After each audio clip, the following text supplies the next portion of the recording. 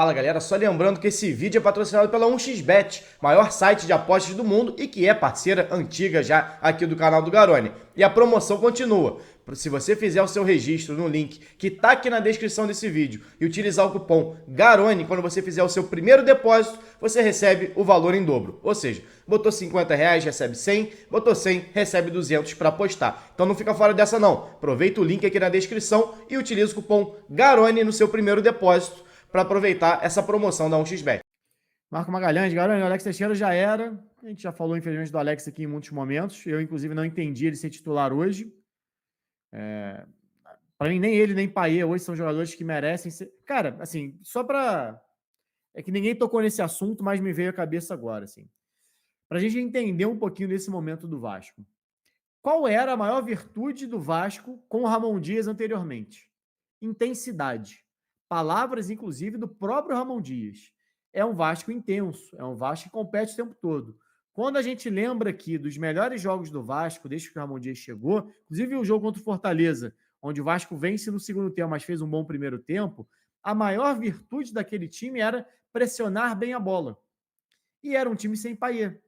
Porque era um time que tinha Rossi, é um time que tinha Marlon Gomes, tinha Gabriel Peck, agora você tinha o Paulo Henrique na lateral direita, você tinha jogadores que conseguiam fazer essa pressão, conseguiam manter essa intensidade ali por primeiro, a compreensão tática do que fazer, quais são os gatilhos para você marcar mais alto e capacidade física para isso. Quando o Vasco perde Marlon Gomes e Rossi, o Vasco perde dos seus dois principais jogadores com essa capacidade. Quem é outro jogador que tem essa capacidade e que hoje não jogou? Paulinho. Então perde 3 jogadores com essa capacidade. E aí me chega o Ramon Dias e saca o Gabriel Peck, que é outro que tem essa capacidade de pressão.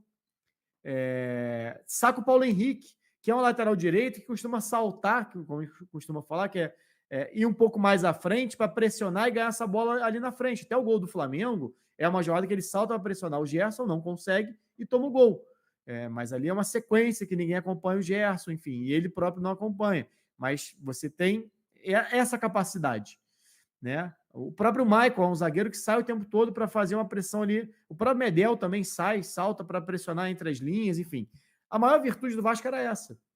E nessa tentativa de botar Alex Teixeira titular hoje, Payet titular nos jogos anteriores, alteração de esquema, saindo do 4-1-4-1, que você tinha um jogador para cobrir entre as linhas, que era o Zé Gabriel no seu melhor momento, e deixa ele um pouco mais exposto quando você abre mão dessa estrutura, indo para o 4-2-3-1, onde seus dois pontas não estão bem. Hoje, Piton e Serginho.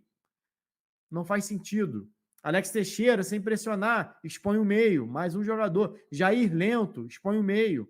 Então você começa a perder toda a sua maior virtude, que era de pressionar a bola. Você começa a botar jogadores que chegam atrasados. Jair chega atrasado constantemente. Né? Piton e Serginho não contribuíram defensivamente. Alex Teixeira e Verratti também não. Você deixa o Zé Gabriel quase sozinho ali.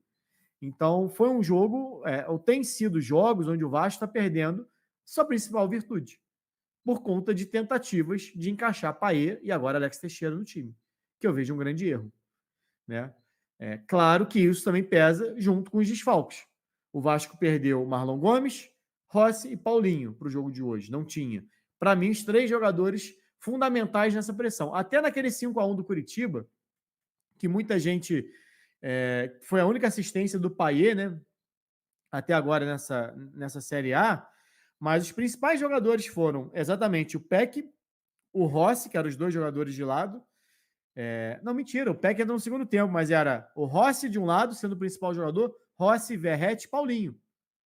O Payet dá uma assistência, mas não era o principal nome daquele meio campo. No segundo tempo entram Marlon Gomes e Peck, que aí sim transforma aquele jogo numa goleada. Marlon Gomes dando assistência também e o Peck fazendo 2 gols. Jogadores de intensidade, jogadores que davam ritmo a esse time do Vasco. E esse time do Vasco tem perdido por conta dos desfalques de Rossi, Marlon Gomes e agora Paulinho, e até o Eric Marcos também, que entrou bem no jogo passado, deu até o passe para Alex Teixeira, que hoje foi desfalque mais uma vez, e também nas alterações do Ramon Dias de estrutura.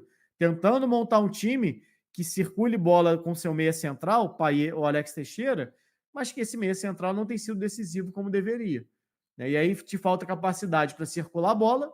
O Vasco hoje teve posse no primeiro tempo e não foi agressivo porque não tinha verticalidade para definir essa jogada, não tinha qualidade para definir essa jogada, e nem é um time de transição em velocidade, só passou a ser do segundo tempo depois da entrada do Peck, mas não teve isso na primeira etapa. Então é um Vasco que não pressiona a bola, não tem velocidade para contra-atacar no seu segundo tempo com o Gabriel Peck, e que faltam opções ali, como Rossi e Marlon Gomes, para ter isso desde o início do jogo, como teve contra o Fortaleza, teve contra o Curitiba, teve em outras partidas, contra o Fluminense também, por exemplo.